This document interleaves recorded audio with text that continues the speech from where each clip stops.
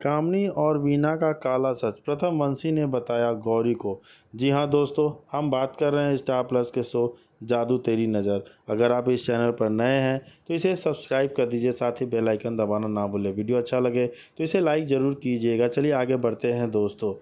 जादू तेरी नज़र के एक बड़ा खुलासा कहानी को झकझोर कर रख देता है।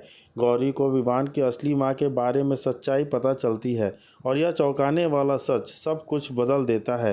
विवान का जन्म कामनी से हुआ था, लेकिन जिस महिला ने उसे पाला वीना वह उसकी मौसी कामनी की बहन निकली है। यह मोड़ गौरी के लिए एक बड़ा झटका है, जो हमेशा से मानती थी कि वीना ही विवान की असली मां है। जैसे जैसे कहानी आगे बढ़ती है, दर्शकों को पता चलता है कि वीना ने अपने स्वार्थी इरादों से विवान की असली मां से जड़ी खुद घटनाओं में भूमिका निभाई। यह स्पष्ट हो जाता है कि वीना की हरकतें उनकी मासूम नहीं थी जितनी वे लग रही थी। अतीत के बारे में काला सच तब सामने आता है जब वीना तहखाने में मौजूद तस्वीरों सहित महत्वपूर्ण सबूतों को नष्ट करके अपने निशान छुपाने की कोशिश करती है। जब ऐसा लगता है कि सच्चाई छिपी रहेगी, तब बड़ी चीज़ें प्रकट होती हैं और संदिग्ध तरीके से पेश आती हैं, जिससे ऐसा लगता है कि उन्हें भी रहस्यों के बारे में पता नहीं है। हालांकि यह जल्दी ही पता चलता है कि बड़ी जीजी बीना और कामनी सभी बहनें हैं, जो उसके रिश्ते में बहुत सारी जटिलता और धोखे को स्पष्ट करता है। कहानी से जुड़ा एक रहस्यमय समूह प्रथम वंशी पूरी सच्चाई को उजागर करने की कुंजी रखता है। गौरी को जो स्थिति की गहराई को अनजान है, जांच शुरू करती है। वह प्रथम वंशी कबीले को एक तस्वीर दिखाती है और उनसे विवान के परिवार के बारे में छिपे सच्चाई को उजागर करने में मदद करने के लिए कहती है। उनकी मदद से गौरी को पता चलता है कि कामनी और वीना वास्तव में बहनें हैं और कामनी के बेटे को वीना ने उससे छीन लिया था। यह रहस्य उद्घाटन शो के एक महत्वपूर्ण क्षण है, जिसमें गौरी के पास अब खतरनाक जानकारी है। अब परिवार उथल पुथल में है। हर कोई इस बात को लेकर चिंतित है कि सच्चाई उनके भविष्य के लिए क्या मायने रखेगी। विवान, जो वीना के साथ अपनी मां की तरह रह रहा था, इस कठिन निर्णय का सामना करता है कि वह उसके साथ रहेगा या कामनी के साथ फिर से जुड़ जाएगा। परिवार को डर है अगर विवान को सच्चाई पता लग गई तो वह दोनों महिलाओं के बीच फंस जाएगा और शायद कामनी को चुन ले। हालांकि गौरी भी उलझन में है। क्या वह परिवार को अपूर्ण क्षति पहुंचाने बिना सच्चाई बता पाएगी? अगर यह ऐसा करती है तो परिवार कैसे प्रतिक्रिया देगा? तनाव बढ़ने के साथ साथ गौरी को स्थिति को संभालने का कोई रास्ता निकालना होगा। उसे तय करना होगा कि परिवार की खातिर रहस्य को छुपाए रखना और या सच्चाई को उजागर करके परिणाम को जोखिम में डालना है। इतना कुछ दांव में लगा है होने के कारण कहानी एक भावनात्मक मोड़ लेती है, जिसे देख जी हाँ दोस्तों, हर बात पर विचार करती है। वह विवान का समय निकट और केवल वंश की ही बचाएगा। इन विचारों से परेशान होकर गौरी पानी लेने जाती है और कामनी आईने में दिखाई देती है। वीना गौरी की चोटों को देखती है और उनका इलाज करने पर जोर देती है, लेकिन गौरी कामनी के बारे में सच्चाई को उजागर करने पर केंद्रित रहती है। वीना उसे चेतावनी देती है कि कामनी पर भरोसा नहीं किया जा सकता और वह विवान के परिवार को नुकसान पहुंचाने के लिए किसी भी हद तक जा पहुंच सकती है। विवान जागता है और गौरी की वापसी पर सवाल उठाता है, यह जानते हुए कि वह उसकी सच्चाई जानती है। उसे वापस घर छोड़ने पर जोर देता है और उसे अपना बैग पैक करने के लिए कहता है। गौरी हालांकि हिचकिचाती है, लेकिन बहस नहीं करती। गौरी खरीदारी का बहाना बनाने की कोशिश करती है, लेकिन विवान उसे याद दिलाता है कि उसका जीवन कितना महत्वपूर्ण है। फिर गौरी उसे बताती है कि वह प्यार से नहीं बल्कि जिम्मेदारी से भावना से लौटी है, लेकिन विवान जोर देकर कहता है कि अनुबंध में उसका हिस्सा खत्म हो चुका है और वह इस झंझट से मुक्त जीवन की हकदार है। गौरी कहती है कि अगर वह उसे अभी छोड़ देता है तो वह वापस नहीं आएगी। विवान उसे हर चीज़ के लिए धन्यवाद देता है और चला जाता है। दूसरी तरफ सिया और हर्ष तनाव में है। सिया हर्ष से कहती है कि वह जानने के लिए स्वतंत्र है, लेकिन हर्ष जोर देकर कहता है कि अगर उसे उस पर भरोसा है तो उसे उसका जवाब देना चाहिए।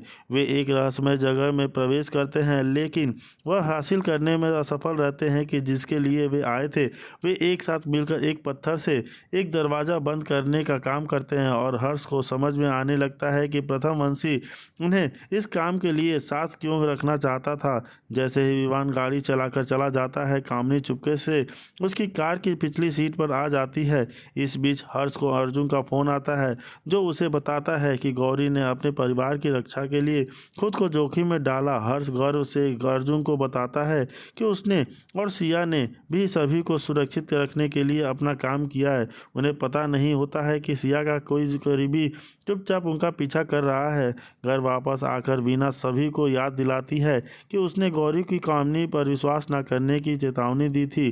शारदा सहमत होते हुए कहती है कि इस बार परिवार को उन सभी परेशानियों का अंत करना चाहिए जिनका वे सामना कर रहे हैं। विवान बाद में अर्जुन को बताता है कि वो उसने गौरी को सुरक्षित रखने के लिए उसे घर छोड़ा था। अब अर्जुन कहता है कि गौरी अपने परिवार की रक्षा के लिए खुद वापस आई है, तो विवान कहता है कि अगर उसे कुछ हुआ तो वह किसी को माफ़ नहीं करेगा। गौरी ये सब अपने घर वापस आ गई है। रेखा उससे भिड़ जाती है, जो इस बात पर निराश व्यक्त करती है कि वह बिना किसी वित्तीय सहायता के वापस लौटी और वह गौरी को कठोरता से घर छोड़ने के लिए कहती है। आज यहाँ दोस्तों विवान उधर बहुत परेशान होकर गौरी पे भी को उसको घर छोड़ने के लिए कहता है, लेकिन वह नहीं चाहता कि गौरी पर कोई भी संकट आए और गौरी किसी भी मुसीबत में पड़े। और उधर वीना भी कहती है कि नहीं, अगर गौरी यहाँ रही तो उस पर संकट आ सकता है। वहीं वीना शीशे के अंदर फंसी हुई दिखाई देती है और अर्जुन जल्दी से उसकी मदद करने के लिए शीशे तोड़ने की कोशिश करता है, लेकिन उसकी कोशिश नाकाम हो जाती है। चिंतित होकर शारदा विवान को पुकारती है। इस बीच रश्मि कुछ भयानक देखती है। एक मोमबत्ती अचानक अपने आप जल उठती है और उसे शक होता है कि उसे लगता है कि कामिनी किसी तरह का जादू कर रही होगी। शारदा सभी को सलाह देती है कि वीना को बचाने के लिए मोमबत्ती को बुझाना होगा। उनके प्रयासों के बावजूद कोई भी उसे बुझा नहीं सकता। उस समय दादी सुझाव देती है कि वे सभी भगवान का नाम ले। जैसे ही वे प्रार्थना में हाथ मिलाते हैं, मोमबत्ती आखिरकार बुझ जाती है। मौके का फायदा उठाते ही अर्जुन शीशा तोड़ देता है और वीना को सुरक्षित बाहर निकाल लिया जाता है। एक आश्चर्यजनक मोड़ में गौरी को पता चलता है कि कामिनी विवान की असली माँ है और कामिनी गौरी से कहती है कि चाहे वह कुछ भी कर सके, उसका बेटा जो है उसे नहीं बदल सकता। वह शारदा को एक पुराने याद दिलाती है, लेकिन शारदा कहती है कि वह विवान की माँ नहीं है। वीना फिर आगे आती है और विवान के जीवन में अपनी भूमिका की पुष्टि करती है। कहती है कि उसने भी उसे पाला है। कामिनी जोर देकर कहती है कि उसका खून विवान की नसों में बहता है। कामिनी घोषणा करती है कि वह पहले ही जीत चुकी है, लेकिन गौरी आगे आती है और उसे चुनौती देती है। गौरी कामिनी से कहती है वह विवान के लिए लड़ने के लिए तैयार है और वह उसे दूर नहीं जाने देगी। वह विवान को बुलाने के लिए प्रोत्साहित करती है और उसे याद दिलाती है कि प्यार और देखभाल के साथ साथ पाला जाना किसी भी चीज़ का ज़्यादा शक्तिशाली है। गौरी विवान से कहती है वह किसी भी नकारात्मक चीज़ से उपरिभाषित नहीं है, वह उनके परिवार का रिश्ता है और उसे कामिनी की खातिर सच बताने के लिए विनती करती है। कामिनी हार मानने को तैयार नहीं है। गौरी को पल भर में ठेस पहुंचती है, लेकिन वह वापस खड़ी हो जाती है और विवान को देखती है। उम्मीद करती है कि कोई जवाब मिलेगा। गौरी विवान को उसके द्वारा किए गए सभी अच्छे कामों की याद दिलाती है और उसे याद रखने का आग्रह करती है। वो वास्तव में कौन है, कामिनी कौन? गौरी को डराने के लिए कौवों को बुलाती है। वे उसे रोकने की कोशिश करते हैं और वह चौंक जाती है, घायल हो जाती है, लेकिन विमान हिलता है नहीं। गौरी उस पर पहुंचने की कोशिश करती है। विमान माफ़ी मांगता रहता है। गौरी अब समझ जाती है कि वह विवान का एक डायन का बेटा है। बाद में विवान हर्ष और अर्जुन से कहता है कि गौरी की हालत के लिए वह जिम्मेदार है। वे उसके हाथों में धागा हटाते हैं और उसे नशे से उबारने में मदद करने के लिए कंगन पहनाते हैं। विवान फिर से सामान्य हो जाता है और अपने भाइयों से पूछता है कि क्या हुआ। उसे एहसास होता है कि उसने गौरी को सच बताया था। इस बीच रश्मि गौरी को यह सच बताने जा रही है वह विवान से शादी क्यों कर रही है।